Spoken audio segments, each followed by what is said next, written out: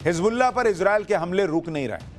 आज ही लेबनान के बेरूत में इजराइल ने भयंकर एयर स्ट्राइक की। इजराइल के इस हमले से हिजबुल्लाह का इंटेलिजेंस हेडक्वार्टर तबाह हो गया। यहीं से हिजबुल्लाह जानकारियां जुटाता था, उसका कमांड सेंटर भी यहीं पर था। इजराइल ने कहा कि हिजबुल्लाह के दूसरे टेरर इंफ्रास्ट्रक्चर को भी एयर स्ट्राइक से गिरा दिया गया है। हिजबुल्लाह की लीडरशिप को खत्म करने के साथ साथ इजराइल हिजबुल्लाह के आतंकियों को भी ठिकाने लगा रहा है। लेबनान में इजराइल का ग्राउंड एक्शन चल रहा है। इजराइल की सेना लेबनान में खोज के हिजबुल्लाह के आतंकियों को मार रही है। एयर स्ट्राइक्स की जा रही हैं, वो अलग अलग तरीके से हो रही हैं, यानी हिजबुल्लाह पर जमीन से लेकर आसमान तक से हमला हो रहा है। और अब तो इजराइल ने अपनी एक और सैन्य टुकड़ी लेबनान भेज दी है कि जब पूरा खत्म कर दिया। लेबनान में इजराइल की सेना किस तरह से टारगेट सेट करके तबाह कर रही है, उसके बारे में आपको बताता हूं। इजराइल के सैनिक 2 किलोमीटर अंदर घुस चुके हैं। हिजबुल्लाह के 200 ठिकानों पर हमले हो रहे हैं। दक्षिणी लेबनान में 2 प्रमुख हिजबुल्लाह अड्डे तबाह किए जा चुके हैं और 60 आतंकियों को मार गिराया गया है। हिजबुल्लाह के हथियार डिपो को तबाह कर दिया गया है। चेकपोस्ट और बाकी इंफ्रास्ट्रक्चर भी बर्बाद कर दिया है इजराइल ने। इजराइल अपने दुश्मनों के खिलाफ ताबड़तोड़ एक्शन ले रहा है। गाजा में इजराइल ने हमास के बड़े लीडर रूही मुश्तहा को भी मार गिराया है। रूही मुश्तहा गाजा में हमास की सरकार का प्रमुख था। रूही मुश्तहा को इजराइल डिफेंस फोर्स और शिन बेत के ज्वाइंट ऑपरेशन में मार गिराया गया है। साथ में हमास के 2 कमांडर समेत सिराज और समेह औदेह को भी मार गिराया गया। यानी इजराइल जो है वो हर आतंकी को ऊपर भेज रहा है। मतलब ऊपर अगर घंटी बजती होगी तो हमास, हिजबुल्लाह, इनके सारे आतंकी कहते होंगे कि कोई अपना भाई ही आया है, लग रहा है इजराइल ने ऊपर भेजा है। गाजा में हमास के ठिकानों पर भी इजराइल ने एयर स्ट्राइक की, जिसमें हमास के कई आतंकी मारे गए। यानी हमास और हिजबुल्लाह पर इजराइल कहर बनकर टूट रहा है। हमास और हिजबुल्लाह को ईरान की 2 आंखें और 2 हाथ की तरह माना जा सकता है। इजराइल पहले इन्हीं से निपट रहा है और इसके बीच ही नंबर आएगा ईरान का, क्योंकि इजराइल में यह बात हो भी रही है कि ईरान में जिसे टारगेट करना है उसे टारगेट करो, खुली छूट है, फिर चाहे वो ईरान का न्यूक्लियर प्रोजेक्ट ही क्यों ना हो। इजराइल के पूर्व प्रधानमंत्री नफ्ताली बेनेट ने कहा है कि इजराइल को ईरान के न्यूक्लियर प्रोजेक्ट को टारगेट करना चाहिए, ईरान के एनर्जी फैसिलिटी को टारगेट करना चाहिए। नफ्ताली का कहना है कि पिछले 50 साल में इजराइल के पास यह सबसे अच्छा मौका है मिडिल ईस्ट का नक्शा ही बदल देने का। नफ्ताली कह रहे हैं कि ईरान आतंक के ऑक्टोपस का सिर है। अगर सिर को उड़ा दिया, ईरान को उड़ा दिया, तो उसके हाथ जैसे हमास, हिजबुल्लाह, हूती सब अपने आप खत्म हो जाएंगे, ऑक्टोपस ही खत्म हो जाएगा। सोचिए इजराइल उस समय इतने हौसले के साथ लड़ रहा है, इतनी हिम्मत दिखा रहा है, जिस समय इजराइल के खिलाफ 1-2 नहीं 4-4 मोर्चे पर उसके दुश्मनों ने इजराइल को घेर रखा है। इजराइल 1 नहीं 4 मोर्चों पे लड़ रहा है भाई। आप खुद देखिए भाई, गाजा में हमास के खिलाफ इजराइल की जंग चल रही है, लेबनान में हिजबुल्लाह को ठोक रहा है, ग्राउंड एक्शन चल रहा है, यमन के हूती आतंकियों से इजराइल लड़ रहा है और अब ईरान के साथ भी उसने जंग शुरू कर दी। 4 दुश्मनों से इजराइल एक साथ लड़ रहा है और इसलिए ईरान के खिलाफ एक्शन लेने से पहले इजराइल पूरी तैयारी भी कर रहा है। इजराइल के पास ईरान का एक ही बार में काम तमाम करने का बड़ा मौका तो है, लेकिन ईरान के परमाणु केंद्रों पर हमला करने का आइडिया अमेरिका को पसंद नहीं आया। अमेरिका को लगता है कि यह आइडिया बहुत रिस्की है, इसलिए अमेरिका ने कह दिया है कि वो ईरान की न्यूक्लियर साइट्स पर अटैक को लेकर इजराइल का समर्थन नहीं करेगा। अमेरिकी राष्ट्रपति जो बाइडेन से जब सवाल किया गया कि क्या वो ईरान के परमाणु प्रोग्राम पर हमले का समर्थन करेंगे, इस पर अमेरिकी राष्ट्रपति ने साफ कहा कि नहीं, ऐसा नहीं करूंगा मैं। जो बाइडेन ने कल हुई G7 की बैठक के बाद यह बयान दिया। G7 देशों के बीच ईरान पर नए प्रतिबंध लगाने को लेकर चर्चा हुई है। जो बाइडेन ने कहा है कि वो इजराइल के साथ इस बात पर चर्चा करेंगे कि वो क्या करने वाला है। जो बाइडेन का कहना था कि वो जल्दी ही नेतन्याहू से बात करेंगे। अमेरिका क्यों कह रहा है कि ईरान के परमाणु केंद्रों पर हमला करना अच्छा आइडिया नहीं, इसके बारे में आगे बताऊंगा। पहले आपको ईरान के न्यूक्लियर ठिकानों के बारे में बताता हूं कि ईरान ने कहां कहां न्यूक्लियर ठिकाने बना रखे हैं। ईरान ने 6 अलग अलग लोकेशन पर परमाणु केंद्र बनाए। एक तो तेहरान में, फोर्दोव में, अरक, नतांज, इस्फहान और बुशेर। ये 6 इलाके हैं जहां पर 6 परमाणु केंद्रों के जरिए ईरान अपने परमाणु बम के सपने को पूरा करने की कोशिश कर रहा है, ऐसा माना जाता है। यही आरोप अमेरिका और इजराइल लगातार लगा रहे हैं, जबकि ईरान का कहना है कि न्यूक्लियर एनर्जी के लिए वो काम कर रहा है।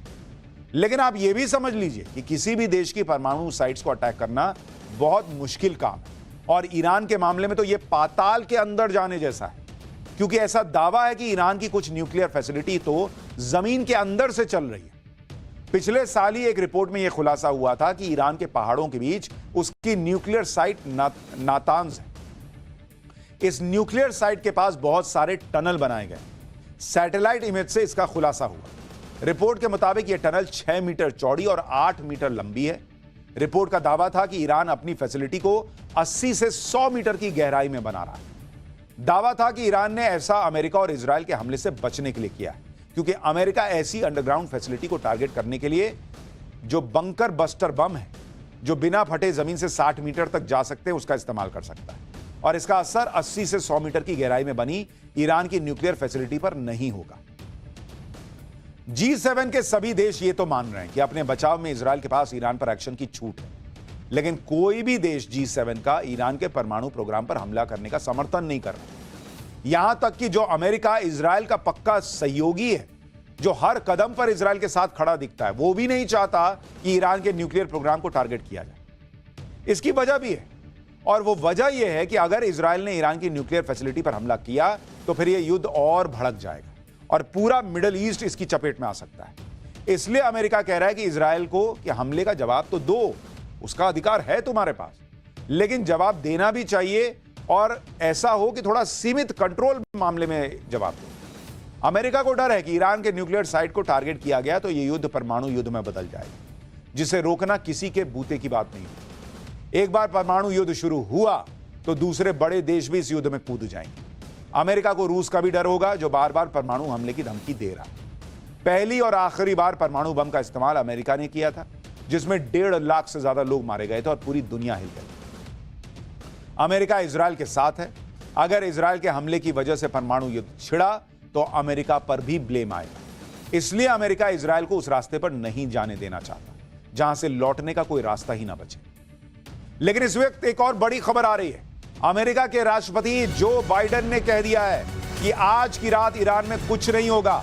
हम इजराइल को आदेश नहीं, सलाह देते हैं। इजराइल को बदला लेने का पूरा हक है, जो बाइडेन ने यह कहा है। यानी जो बाइडेन साफ कह रहे हैं कि इजराइल बदला तो लेगा, लेकिन वो ये भी कह रहे हैं कि आज रात कुछ नहीं होगा। ऐसे में सवाल खड़ा होता है कि कल नसरुल्लाह की मौत पर जो शोक सभा होनी है, क्या उसी में कुछ होगा? क्या टारगेट ख़ोमेनी होगा? यह संशय और बढ़ गया। आज जो बाइडेन से जब इजराइल के पलटवार के बारे में पूछा गया तो जो बाइडेन ने क्या कहा है, एक बार आपको सुनवा दें। First of all, we don't allow Israel, we advise Israel, and there's nothing going to happen today. We'll talk about that later. अगर इजराइल ने अमेरिका की नहीं सुनी और ईरान की न्यूक्लियर फैसिलिटी को टारगेट किया तो ईरान भी चुप नहीं बैठा। वो भी परमाणु बम से हमले कर सकता है। ईरान के पास परमाणु बम है या नहीं, इसे लेकर दुनिया पहले से ही डरी हुई है। ईरान का न्यूक्लियर प्रोग्राम विवादों में घिरा रहा है। दरअसल साल 2015 में ग्लोबल सुपर पावर्स के सामने ईरान ने यह समझौता किया था कि वो न्यूक्लियर बम नहीं बनाएगा और यूरेनियम का इस्तेमाल सिर्फ ऊर्जा उत्पादन के लिए करेगा। लगभग 20 साल पहले ईरान के सुप्रीम लीडर ख़ोमेनी ने फतवा जारी करके यह ऐलान किया था कि न्यूक्लियर बम बनाना गैर इस्लामिक है। लेकिन ईरान समय समय पर यह धमकी देता रहा कि अगर इजराइल और अमेरिका ने ईरान के साथ कुछ भी गलत किया तो वो न्यूक्लियर बम जरूर बनाएगा। इसी साल मई में ख़ोमेनी के सलाहकार ने ऐलान किया था कि अगर इजराइल ने ईरान की न्यूक्लियर फैसिलिटी पर हमला किया तो ईरान न्यूक्लियर बम बनाने पर मजबूर हो जाएगा। इस वक्त ईरान के पास 164 किलो यूरेनियम मौजूद है। इसमें से ज्यादातर यूरेनियम 60% प्योरिटी वाला है, लेकिन परमाणु बम बनाने के लिए 90% से ज्यादा प्योरिटी वाला यूरेनियम लगता है। ईरान की 2 ऐसी न्यूक्लियर फैसिलिटी हैं जहां पर करीब 90% की शुद्धता यानी प्योरिटी वाला यूरेनियम है। पिछले 10 साल में ईरान ने अपनी न्यूक्लियर क्षमता को 10 गुना बढ़ा लिया है और एक्सपर्ट्स के मुताबिक ईरान के पास इतनी क्षमता है कि वो चाहे तो हफ्ते भर में 2 परमाणु बम तो बना ही सकता है। सुनने में 2 परमाणु बम लग रहे हैं, लेकिन 2 परमाणु बम भी दुनिया तबाह करने के लिए काफी है, दुनिया में तबाही लाने के लिए काफी है। देखिए, ईरान घबराया तो हुआ है कि इजराइल कुछ ना कुछ तो करेगा। इसलिए आप देखिए कि बार बार ईरान कह रहा है कि अगर इजराइल ने कुछ किया तो फिर अंजाम बुरा होगा। ईरान की तरफ से एक वीडियो भी जारी किया गया जिसमें ईरान के मिसाइल भंडार को दिखाया गया।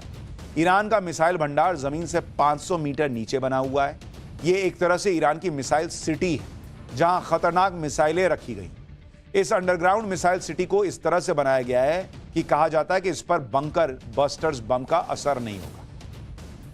ईरान की मिसाइल सिटी में मिसाइल लॉन्च की सारी फैसिलिटी, यहां ईरान अपने F-4 फाइटर जेट्स और मीडियम रेंज इमाद बैलिस्टिक मिसाइलें रखता है।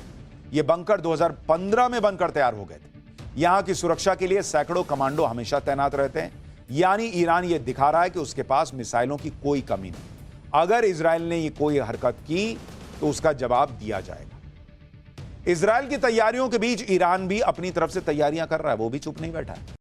ईरान के सुप्रीम लीडर खमेनी ने सेना के अधिकारियों के साथ महत्वपूर्ण बैठक की, उसकी तस्वीरें भी सामने आई हैं। इजराइल पर 1 अक्टूबर को हमले के बाद खमेनी की सेना अधिकारियों के साथ यह पहली बैठक थी। ईरान के सुप्रीम लीडर खमेनी ने इस बैठक में इजराइल के संभावित हमले और ईरान के पलटवार को लेकर चर्चा की। ईरान का कहना है कि अगर इजराइल ने कुछ भी किया तो 1 अक्टूबर से भी भयंकर हमला अब किया जाएगा। खमेनी की ईरानी सेना के अधिकारियों के साथ बैठक का एजेंडा क्या था, यह भी आपको बताता हूं। खमेनी ने इजराइल पर हमले के लिए जवानों की तारीफ की, ईरान के सैनिकों को आगे की तैयारी का आदेश दिया। इजराइल के पलटवार पर एक्शन की पूरी प्लानिंग की गई। इजराइल के हमले का कैसे जवाब देना है, इसका ब्लूप्रिंट तैयार किया गया। यानी ईरान भी अपनी तरफ से यह दिखाने की कोशिश कर रहा है कि वो तैयार है, किसी भी इमरजेंसी के लिए उसकी सेना फुल प्रिपेयर्ड है। ऐसे में भारत में भी कुछ लोग हैं जो नसरुल्लाह और हिजबुल्लाह के समर्थन में रैलियां निकाल रहे हैं। पिछले कुछ दिनों में देश के अलग अलग हिस्सों से ऐसी तस्वीरें आई हैं जिसमें हिजबुल्लाह आतंकी नसरुल्लाह के मारे जाने पर लोग सड़कों पर उतरे और नसरुल्लाह के समर्थन में नारेबाजी की। इस तरह की रैलियों और लोगों पर सरकार की नजर भी है। नवरात्र का पर्व शुरू हो गया और इस दौरान नसरुल्लाह और हिजबुल्लाह के नाम पर कोई हंगामा ना हो, कोई बवाल ना हो, इसके लिए यूपी की योगी सरकार ने कमर कस ली। खबर यह आ रही है कि योगी सरकार ने अलर्ट जारी कर दिया है। लखनऊ में कल जुमे को लेकर अलर्ट जारी हुआ है। नसरुल्लाह पर प्रोटेस्ट के बाद सतर्क है यूपी सरकार। संवेदनशील इलाकों में पुलिस की तैनाती की गई है और अफवाह फैलाने वालों पर एक्शन होगा, यह योगी सरकार ने क्लियर कर दिया है।